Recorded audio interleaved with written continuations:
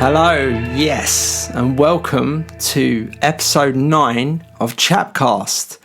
Yes, it's September 2020, and this is episode 9. The year has flown by. Nice.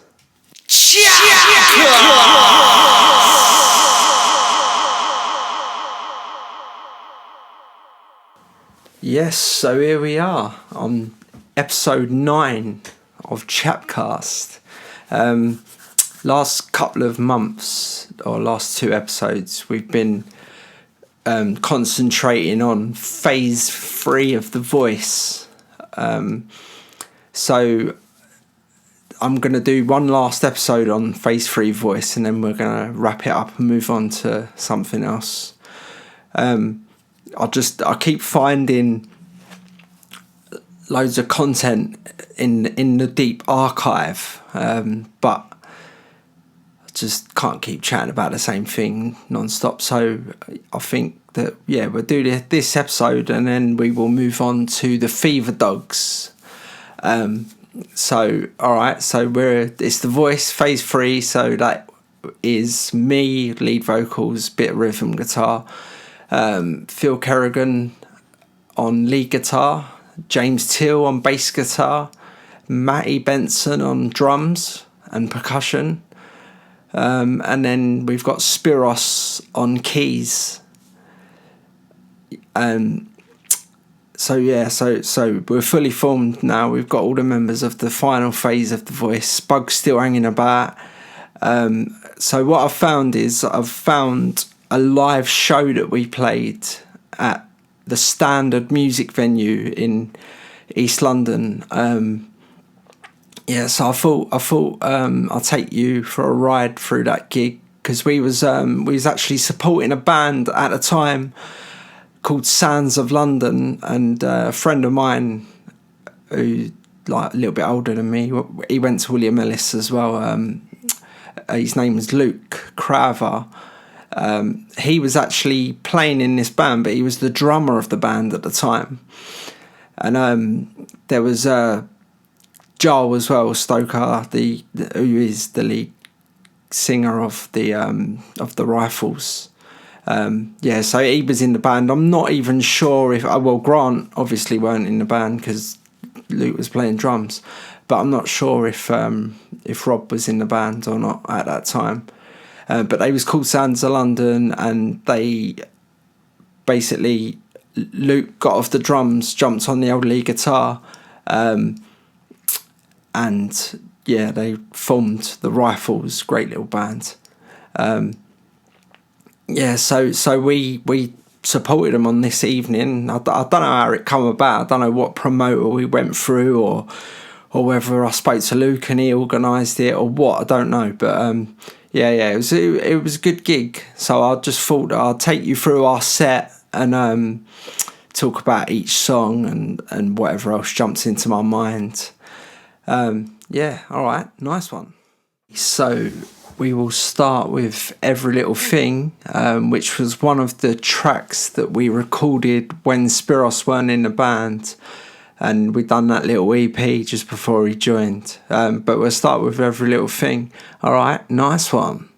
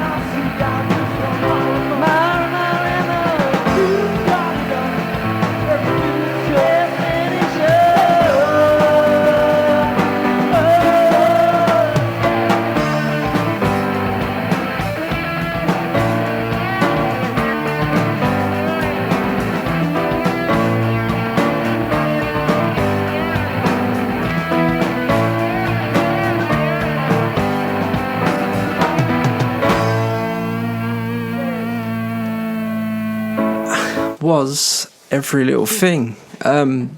I'm not sure if I'm playing these in the right order of how they went in the gig, because they probably didn't go in this order. So I've got the songs all loose, so I'll just stick them up, and yeah, you can make your own little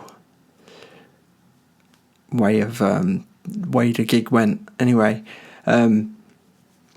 yeah, so that was Every Little Thing. On that EP, we recorded 3 tracks. So I'll play you.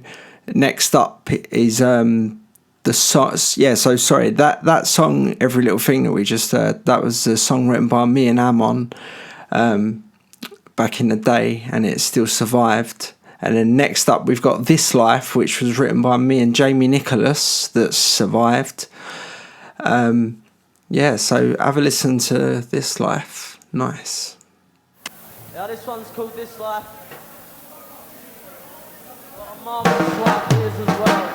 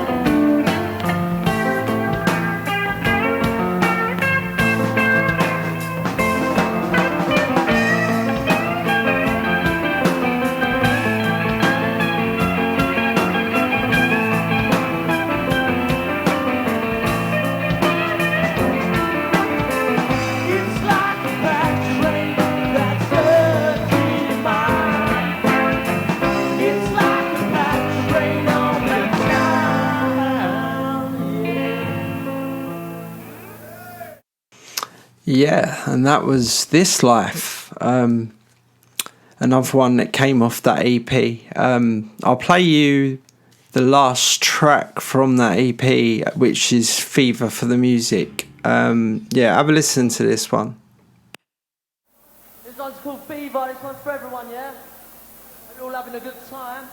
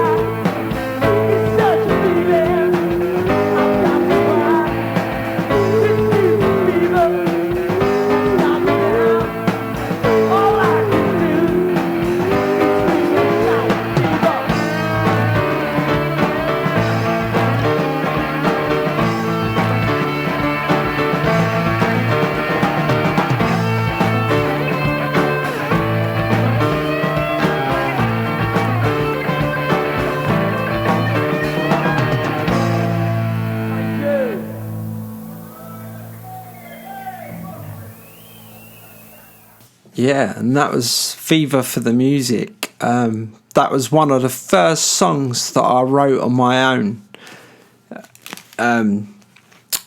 Yeah, a bit mad. I mean, like, this great band we've got here, but we're still using tracks that I wrote, like, previously, like, years before in the other two phases of The Voice. But we've got some songs coming up that are going to be, like, co-written with the people in this band. So what I'm going to play for you next is a song called No People No More from this gig, and this is a song that me and Phil wrote together. We probably wrote it around the phase 2 of The Voice time, but yeah, it was the first track that me and Phil done together, and then obviously once James joined the band, we sort of become our dangerous trio of songwriting. So I'll have a listen to No People No More, and then we'll get on to some other stuff.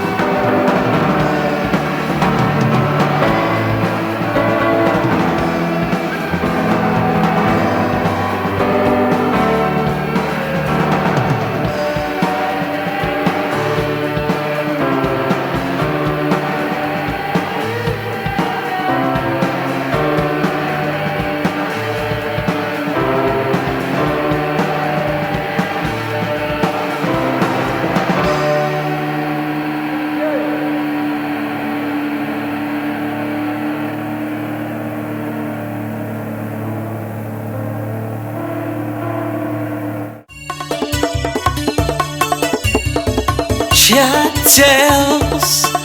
Don't you wanna hear some Chat Tales? We've got to that time again. It is time for Chap Tales. Okay, so I'm just going to continue from last episode's Chap Tale, because it was sort of like two tales in one, if you like. So I'm with Josh Wilson. We're at the Shepherd's Bush Empire, and we've just watched a great set from The Who. Roger Daltrey, what a vocalist, mate. So we've just seen them. We've got these like backstage passes, and like we're sort of having it, if you like, with these trays of Jack Daniels and pints of beer, and we're just going mad. Anyway, when the gig's finished, this sort of after party badge allowed us to go downstairs where the crowd was standing, but everybody's been slung out, you know what I mean, end of the gig, go home, you know what I mean. Then they sort of said to us, right now everybody can move downstairs. We've had a bit of a sweep up and that, clean the floor a little bit, and we stuck some tables out, load of grub on each table, and obviously there's a free bar there and that. And me and Josh was just like, I was blown away. I was just like, it was like the best present that anyone had ever given me. It was just unbelievable. I was just like so thankful that Josh had took me with him, you know what I mean? It was probably down to the fact that Amon was, I don't know, had some prior arrangement with his family or something. He had to go out for a meal with a family or whatever, and so Josh sort of let me come, but I don't care, because I am very grateful. Amazingness, it was amazing. Yeah, so anyway, so we're downstairs, had a couple more drinks, and feeling a little bit out of place, you know what I mean, because I'm standing there with this Union Jack shirt on thinking I'm some rock star, but yeah, we're not quite there, are we? Because we're the ones in the wings watching when we could have been on that stage. But anyway, like, so we're downstairs. There's people everywhere. Like, I'm looking around at all these faces, and I'm not really recognising anyone. I mean, Josh obviously had people he knew there from work, because like he worked for Bill Kerbishley's firm. So I mean, there was obviously people there that Josh recognised, and I don't know, like there was like some models there and musicians and just all the usual sort of things, bits and pieces, you know what I mean? Well, anyway, like I love grub, I love food. I just love food. So I'm looking at these tables thinking, I'm going to go and get a plate, and I'm going to pile it up to the sky, and then I'm just going to pour it down my throat. So anyway, I'm over there checking things out and that, and this fella comes over, like, and he was out of his nut more than me. And I don't know whether... Look, right, we thought that this geezer was Keith Richards. So it either was or it weren't. Do you know what I mean? I was a bit out of it. Josh was out of it. But it goes down that this fella was Keith Richards. And he's come up to me, like, and he's like, "Brrr," you know what I mean? You know, Keith Richards is like Return of the Living Dead or something, you know what I mean? And he's sort of like, he's next to me, and he's looking at all this food and that, and he can see that I'm taking like nachos and guacamole and some dips and that, and he's sort of like, he's looked at the guacamole and he's looked at me and he's gone, "What's this shit then?" And I just, I sort of looked at him and I just went, "It's guacamole." And he's like, "Oh, right." And then he's like, "Oh, that's the shit made out of avocado, innit?" And I was like, "Yeah." And then he had like a roll up between two of his fingers on his right hand, like, and he stuck his hand in the old the the crisps, the potato chip thing, what they call nachos, yeah. So he's put his hand in the nachos, he's put a few nachos and that, and then he's shoved his hand in the guacamole, and I'm not even joking, it was dripping off his fingers, everything. And then he shoved it in his gob, and he's gone, yeah, it's all right, that. And then he just bowled off, like, and I'm just standing there, like, thinking, what is going on? This is great. And then, so I'm still standing there, and then this one of these models has come over, like, you know what I mean, like, slim as anything, like a skyscraper, you know what I mean, beautiful face.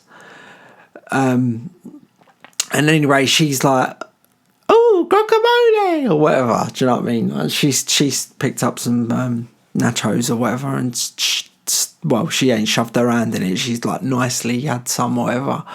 She's eating a bit of it, like, and then she's done it again, but I've looked down and basically she's got this nacho with guacamole on it, yeah, but then I've looked and it's got the roll up that the supposed Keith Richards had in his hand when he stuck it in the guacamole, you know what I mean? And I was like, do you know what I mean? I should have said something, but I was just a bit like bewildered with what was going on. It was just mental, like, so I just sort of stood there and watched this model put the nacho, the guacamole, and the topping of roll up into her mouth, chew, swallow, smile, and bowl off. And I was just like,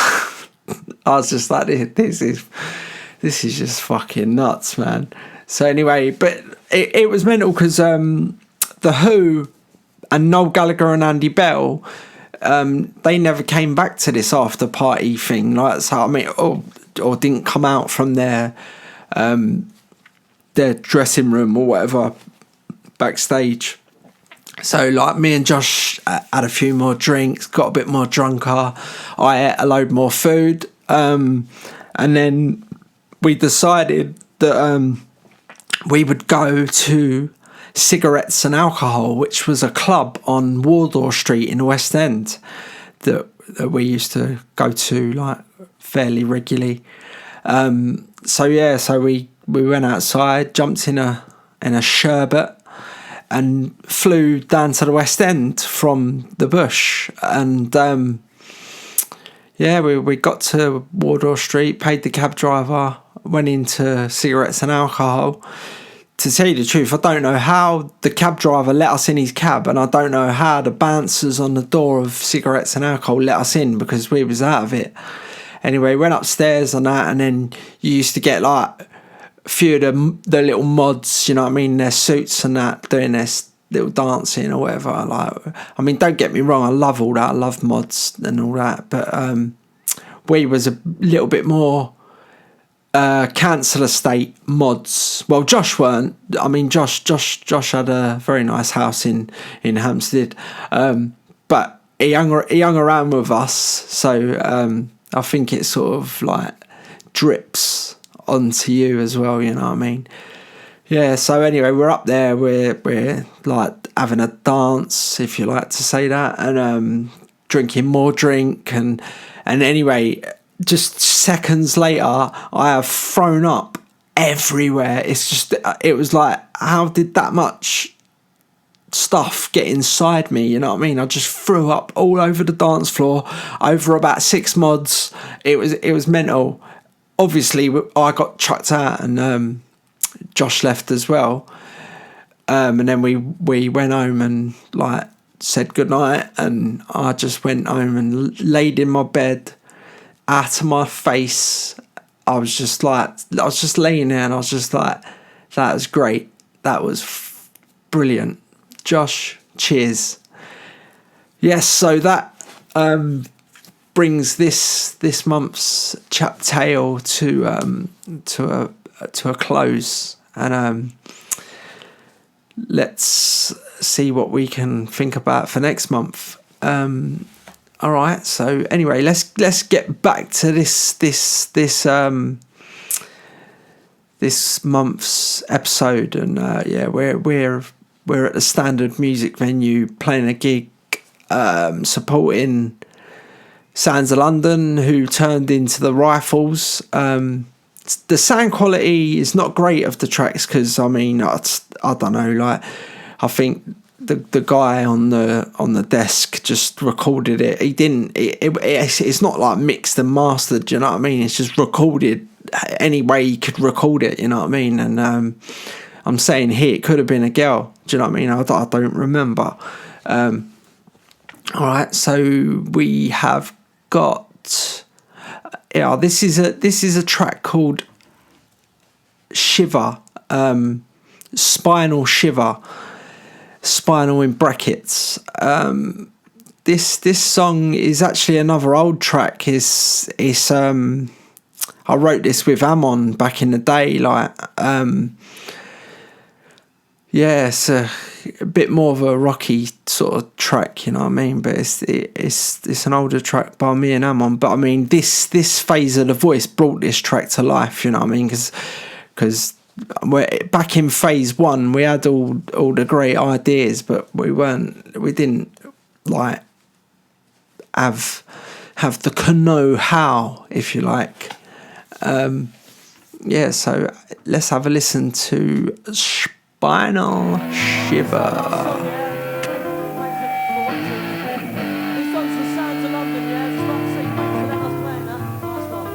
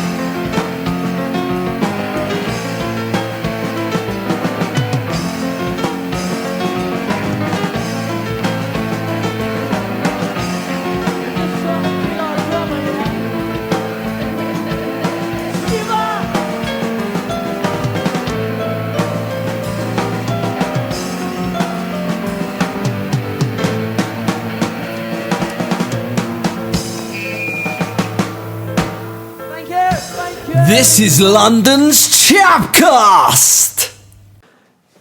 Yes, okay.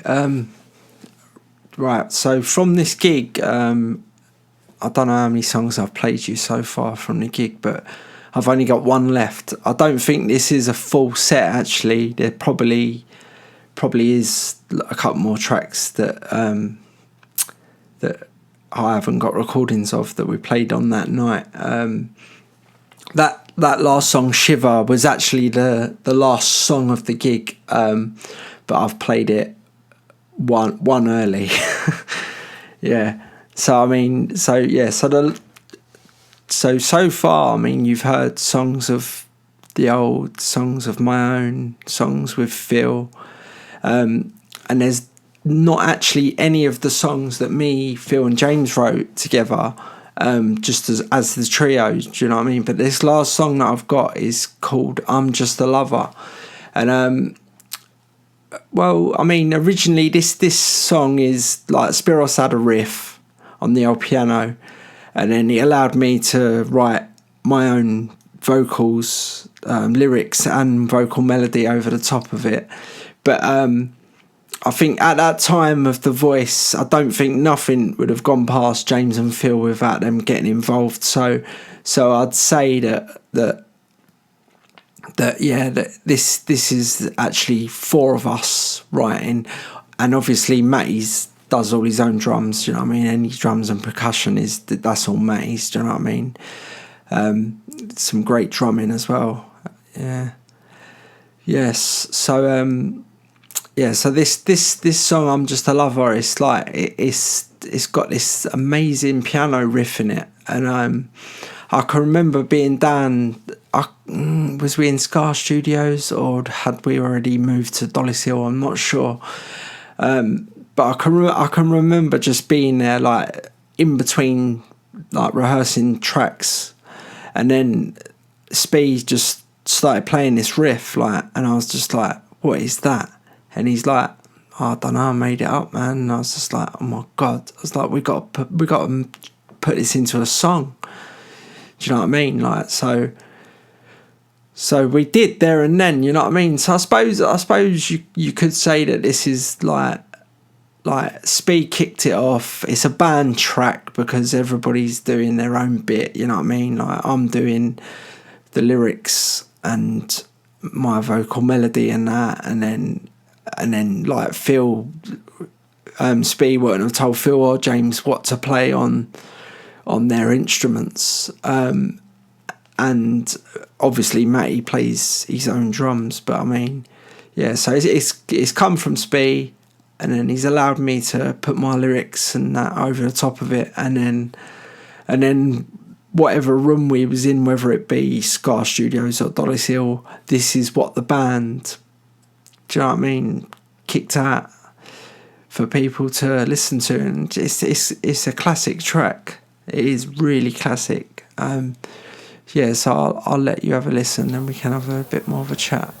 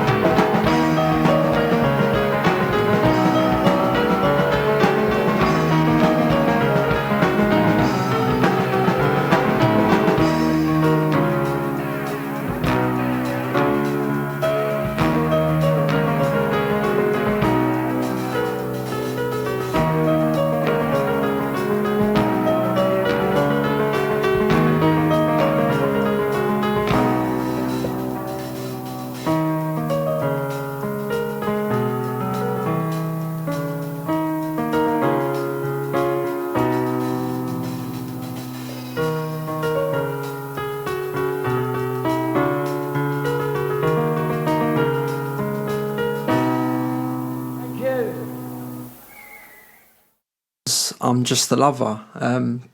Maybe a band effort, if you like. But yeah, originally Spee's riff, and then the voice made a voice track out of it. Yeah, that's good. Amazing piano player, Spiros, just amazing. I remember from the first time he came to one of our rehearsals, I was just like, amazing. And like, to tell you the truth, like, James Till is a brilliant bass player and a good singer as well, and Phil was like amazing guitarist and a bit of a singer, and Matty was just amazing on the drums, and like, yeah, and then me. No, I think I've done all right. But yeah, no, just the five of us together made a solid band, like really, really top. I dug into the old archive, and I've actually found another track from this night. And yes, it is a trio track, if you like. Yeah, it's from me, Phil, and James. It's called "I'm Telling You," and I will play that for you right now.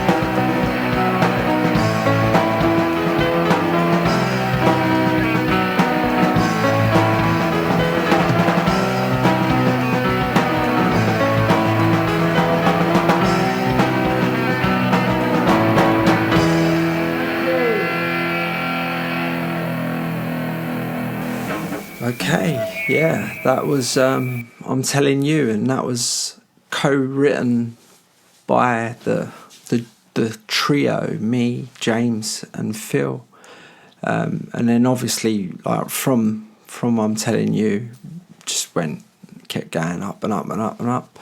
You know what I mean? Tracks like Mr. Who, that's like one of my favourite songs that I've ever written, had part of writing, you know what I mean? Great track. Amazingness. So basically, like, coming to the end of this episode, but couple of things that I wanted to have a chat about before we wrap up this episode and this era, if you like, of my musical life. So sad time really, because like I don't know how we all fell out, but things happened and people just, I don't know, James and Phil obviously went on to create Rusty Boat, what they're probably really proud of and that, do you know what I mean? But our little thing did had to come to an end, I suppose, and that's exactly what it did. But not only did the voice crumble, you know what I mean, and that was the end of everything, but also this was the last time that I would be in a band with Matty, because obviously Matty's got some issues going on, you know what I mean, like, and I don't know, like, it's just sad, like, because I'd never played with another drummer, do you know what I mean, like, it's always been, to this point, it'd always been Matty, and like obviously, like, I just thinking to myself when everything was crumbling, I was just thinking in my head, I'm going to start something new. But then when I found out that Matty weren't going to be coming on that journey with me, it was just like, that was more upsetting than like me, James and Phil departing each other's company, you know what I mean? Like, because I mean, James and Phil, like, well, James is from the Angel, isn't he? And Phil's out of Auburn, I think. And I mean, and they was friends before I even met any of them or whatever. So I mean, like it didn't work. They went their way, I went my way. But I just sort of in my mind sort of expected Matty to be coming with me on my journey, you know what I mean? Like I don't know, I just thought that me and Matt would play together forever, you know what I mean? Like, he would always be my drummer. But it weren't to be. So, I mean, yeah, so that was really sad. So anyway, so the voice come to an end. Like, I'm not going to go deep into all the shit that went on, you know what I mean? But it came to an end, and that was the end of that.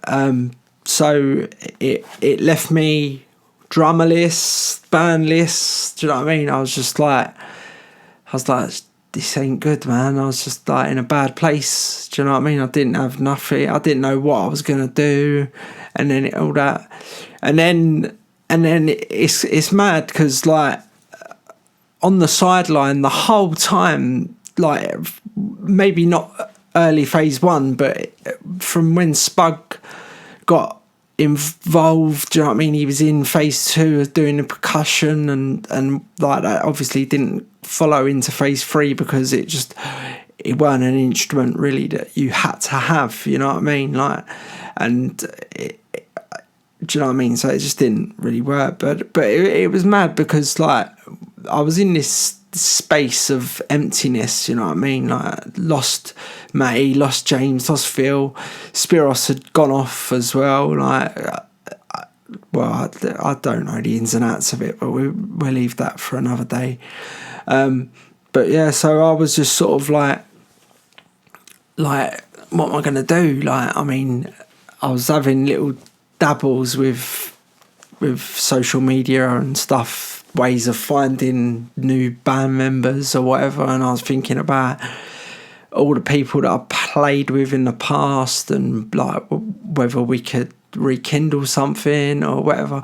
But then, like, Spug's sort of been there the whole time in just on the sideline, you know what I mean? And, like, I just sort of met Spug one night, I don't know where, probably in a pub or something, but we was just chatting away, like, and I was saying that I wanted to start something new, and he sort of said to me, well, can I be involved? And I was like, yeah. I was like, but I don't know if, like, do you know what I mean? Like, I can barely play the rhythm guitar on my own and having a percussionist. Do you know what I mean? Like, I don't know what music we're going to be making, but like, and then he just came out with, he looked at me and he said, well, what about if I play guitar? And I was like, well, there's no point having two rhythm guitarists.